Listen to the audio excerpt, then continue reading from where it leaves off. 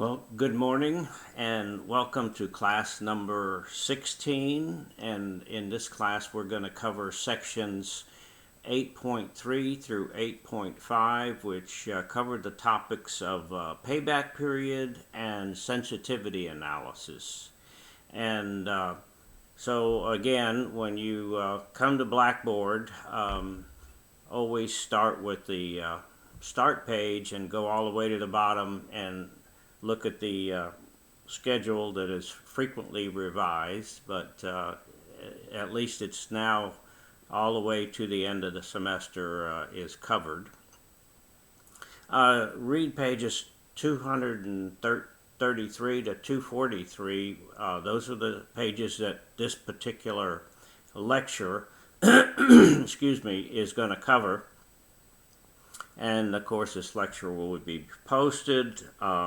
These lecture notes are important that you understand them. And the way to really learn the course is to work as many homework problems as you have time for at the back of the chapter. The assigned homework that is graded, those problems come from that back of the chapter problem set. So it's important that you go to those and see if you can work them. If you cannot work them, it probably means you don't understand some of the theory that's required. The payback period analysis is what section 8.3 covers, and we define that payback period as n sub p. Okay, that's the symbol we are using to represent that. And it's basically the number of periods that it takes to repay the initial investment. Just as an offhand example, if you invested, say, $1,000 and you expect to get $100 a month out of that investment, it would take 10 months just to recover it at zero interest rate. Okay, if your interest rate is above zero, if you have a minimum attractive rate of return that's greater than zero, then that's called the discounted payback. In other words, you're reducing the present value, because the higher the interest rate, the lower the present value of those future paid back cash flows. So we're going to look at it in both senses. One would be when the interest rate's zero, and the other when it's greater than zero. So the basic equation is equation 8.4. And it says you set zero equal to the initial investment, okay, which is a negative number, plus the sum from t equals 1 to the payback period n sub p of the cash flow. It turns out that if that cash flow, net cash flow in year t, is a uniform series, then this equation 8.4 devolves into equation 8.5, which is minus p plus a, p given a, I, n sub p. So this thing here is the present worth of the positive cash flows that you're getting back from this investment. And of course, if I is equal to 0, then p given a is just n. Okay, so it's just I and n sub p, it's just n sub p. So n sub p would be equal to p divided by a. In other words, take the p to the other side, divide both sides by a. This is just n sub p when I is 0. If I is not 0, then of course you have to find the present value of that cash flow. Okay,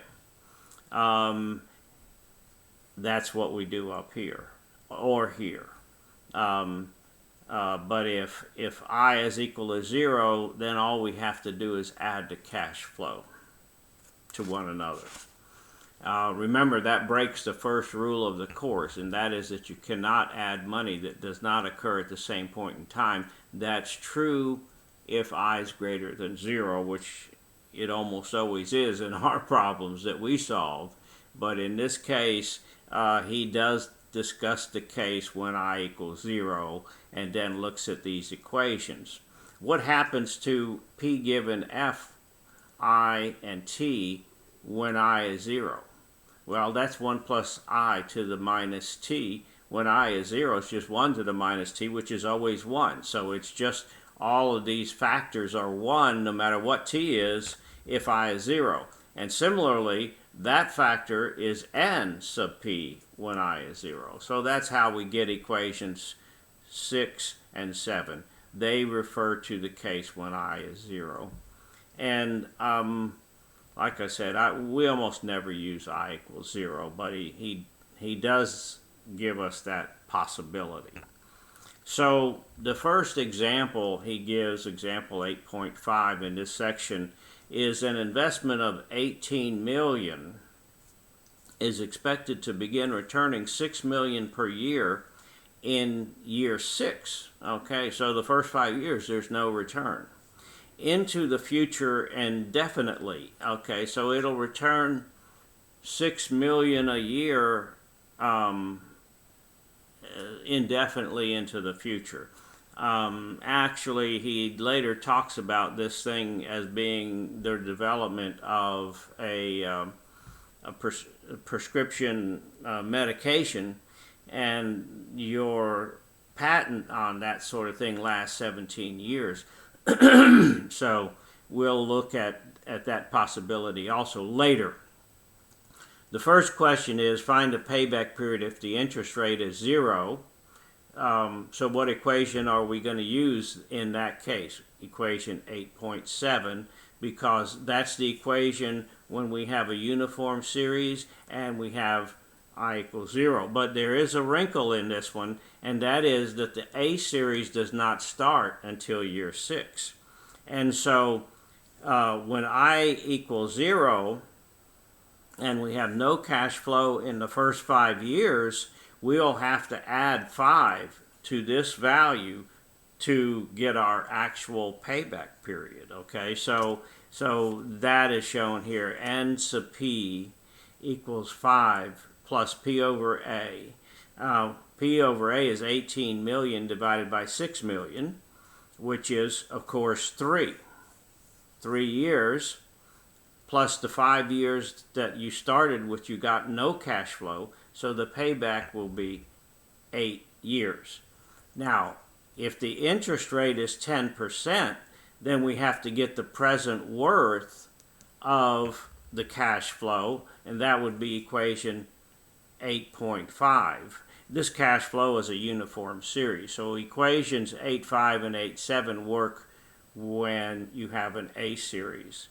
But we have to adjust them, that equation, with our own logic, because there's no cash flow in years 1 through 5. That's an extra little complication that the author throws into this example to make us adjust what we're getting for the payback period. Bottom line is, using equation 8.5, we get minus 18,000, that's the initial cost, plus 6,000 a year, P given A for N sub P years. Then we have to take that back to the present, because this series starts in year 6. So we have to, when we get the present worth of it, it's at the beginning of year 6 or the end of year 5. So then we have to take that back to the present time at the rate for 5 years. Well, the rate is 10%, so we end up with this equation, taking the minus 18 to the other side as a plus 18, then we get 6 million times P given A, 10% for some unknown number of years, which is defined here as X, okay? And then times P given F, 10% for 5 years. Well, this factor can be looked up in a table, or you can use your engineering economics career app to get this factor. You can always get the factor, by the way, on the engineering economics career app simply by putting in 1 for the unknown, for the known variable. For example, if you're looking for P given F, you go to the P given F, you put in the rate, the number of periods, and then you put in 1 for F, and you'll get the P given F factor. Okay. If it was an A, yeah, for example, if you were looking up some P given A factor, put in 1 for A, and you'll actually get the factor itself. Okay. So in this case, then, we can solve this equation for this unknown, P given A, 10% for some unknown N value. So then we get 18,000 divided by this times this, okay? Well, this, if you look it up in the table, is 0.6209, and to 4 decimal places at least.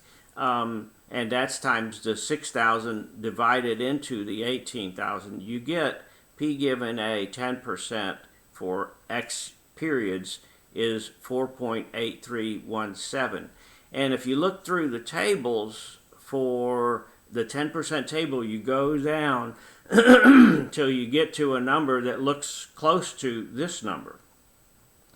Well, if you do that, you'll find that X is actually 6.9 years. So the number for 6 years will be smaller than this, and the number for 7 years will be a little bit bigger than this number. And if you interpolate that, you'll get 6.9 years. And since the return is 0 in years 1 through 5, we have to add 5 years to that number. So we get 11.9 years as the exact value. And this can be rounded up to 12 years. So that's how this example works at 0% and at 10%. At 0%, it was 8 years, remember. At 10%, comes out 12 years. The higher the interest rate, the smaller the present value, and the smaller these returns are then. Okay, when they shrink when you bring them back to the present.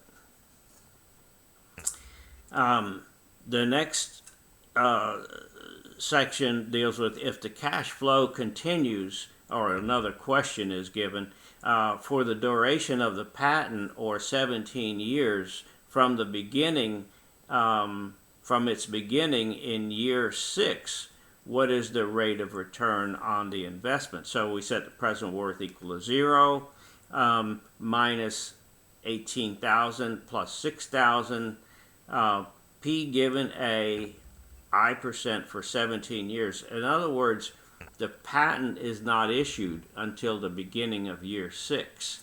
And so then we have to bring that back 5 years again at the I star rate. And if you solve this equation for I star, which is not that easy to do, you'll get that this factor times this factor is equal to 3 by dividing both sides 3 through by 3. Remember, when we have set this equals 0, we can take the 18 million to the other side as a plus, then divide by 6,000, and we'll get 3 is equal to the product of these two factors. This equation would need to be solved using trial and error or using Excel. I star is approximately 15%. So the next section, section 8.4, deals with sensitivity analysis for variation in the estimates. And the author lists the procedure, a 5-step procedure for doing that. The first step is determine which parameter might vary from its estimated value the most. It could be the present worth, usually not. You usually know what the price is going to be. However, your annual return is probably just estimated, and so is the salvage value, F. And maybe the life of this project may be uncertain. The interest rate is usually known, but you could vary that a little bit. And if you don't have a uniform series, but you just have a cash flow series, that may vary as well. So you pick the one that's going to vary the most, so because it may affect your decision the most. Estimate the range of variation. So, for example, if I'm varying my uniform series, am I going to vary it 10% from its estimated value, minus 10 and plus 10, or 20%, or how much? Okay, so estimate the range of the variable of interest, the parameter. Select the measure of merit. So we're going to decide, are we going to evaluate this cash flow based on present worth, annual worth, future worth, rate of return? What are we going to set as our criterion, our measure of worth? And then you compute that over the range of estimated value. So you'd start with the most likely or the estimated value, and then you'd say, well, what if it's 10% less or 20% less? What if it's 10% more or 20% more? How does that affect my present worth or whatever my measure of worth is?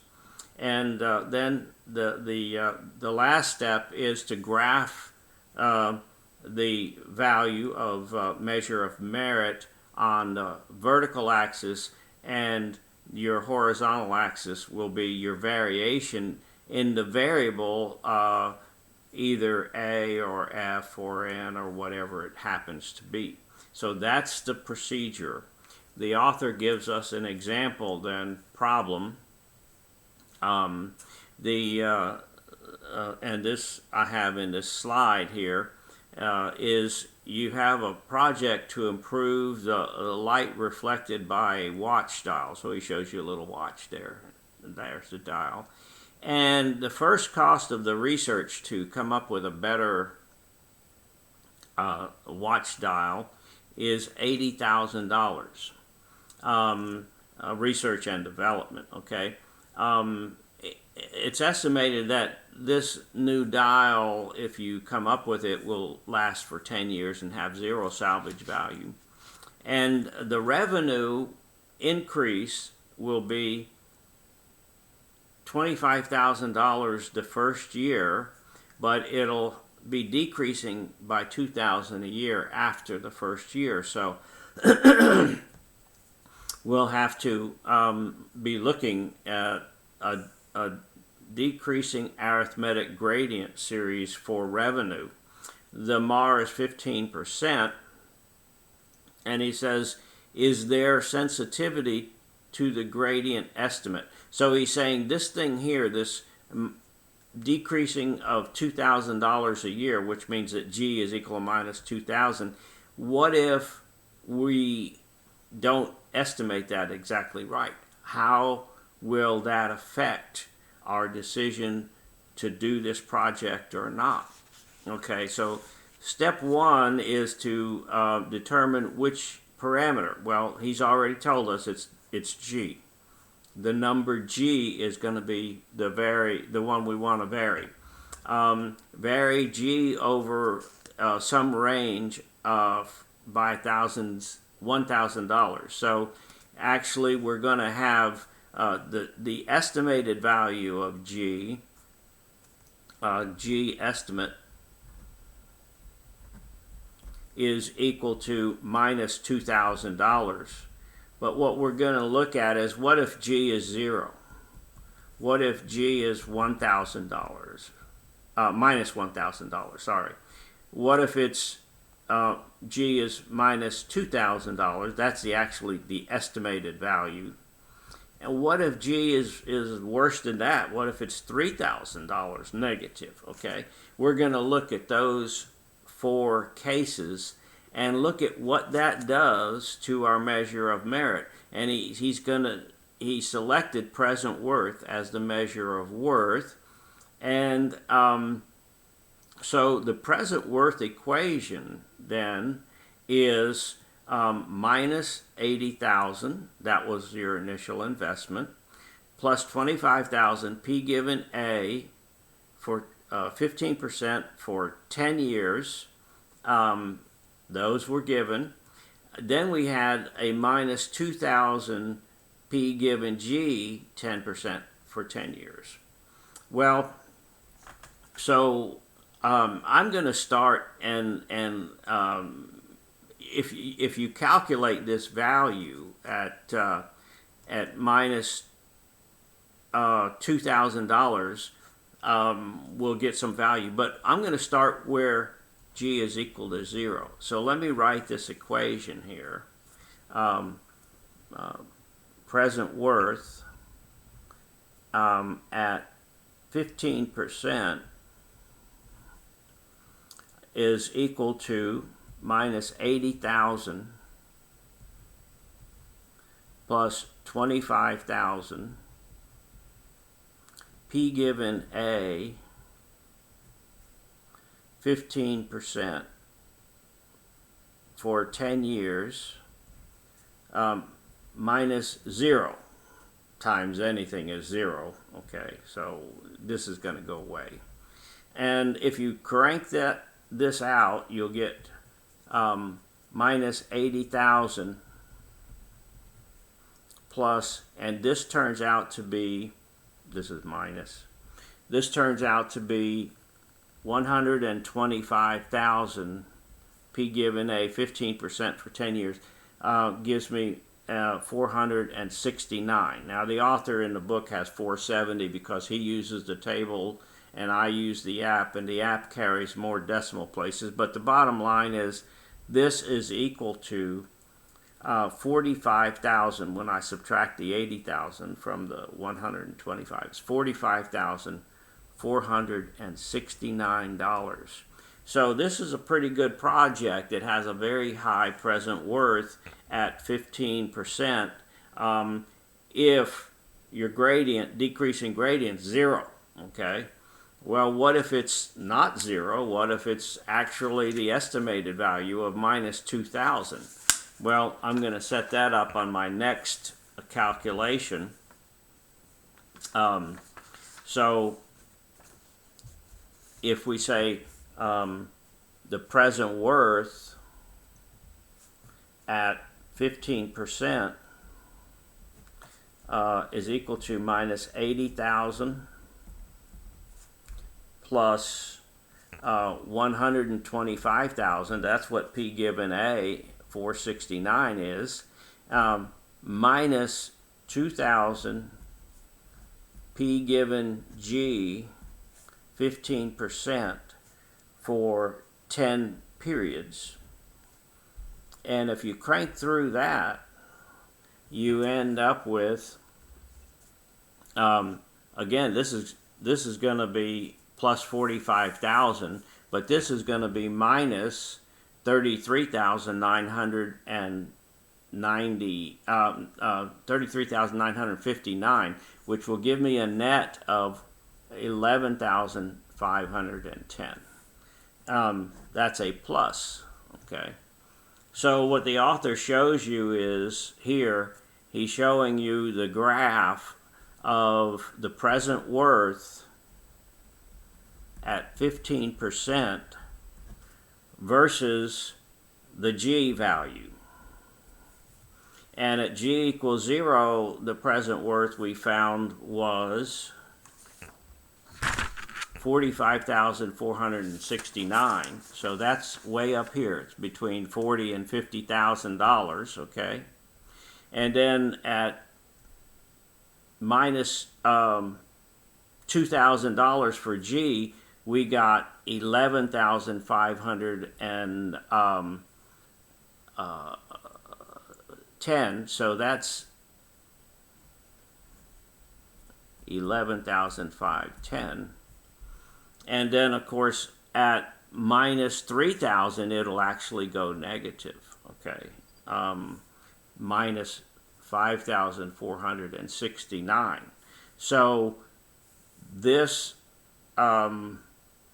decision would change from yes, this is a good project to no, it's not, somewhere when G is between minus 2,000 and minus 3,000. Okay. The next example the author discusses is says he's looking at a number of different variables, and you may not be able to see this here, but the black line with the triangles, this one right here, is the labor cost. Okay, you can see that that line does not have much of a slope, so the value of the project does not change dramatically with labor cost. The next variable that is not too steep is the maintenance cost. That's this line here that's hardly visible. Okay, this line here, and you can see that line has a pretty flat slope, so the maintenance cost is not a big factor. Okay, but when we look at the sales price, that's this one. Wow, big slope there. Okay, if the selling price of our product varies away from its estimate by plus 10%, we make a whole lot more. Okay, or 20%. But if it varies minus 10% or minus 20%, wow, this is terrible. Okay. The other thing that here is the materials cost, and that's this line here, and you can see that's a pretty steep slope. And so materials cost, the decision is very sensitive to the selling price and the materials cost, because these things have big slopes. It's not too sensitive to the labor cost or the maintenance cost, because there's the slopes of those lines versus the decision variable is pretty flat. So that's what he's illustrating in what he calls a spider graph. The last section, section 8.5, deals with sensitivity analysis, where you have more than one parameter. Excuse me, he just showed us that in where we varied different parameters. And then you have multiple alternatives. You might have 3 or 4 parameters that you don't know what they're going to be. You're estimating them, and there may be a lot of variation in the estimate, and so on. But basically, in this particular case, I am not going to go over this in detail. You can read it, but the conclusion is that this can get very complicated and very intensive in terms of calculations. If you're varying, you've got multiple alternatives you're looking at, and you're varying multiple of these parameters of interest, it can become computationally burdensome. And so I concluded this is beyond what we're going to do in this course. In fact, excuse me,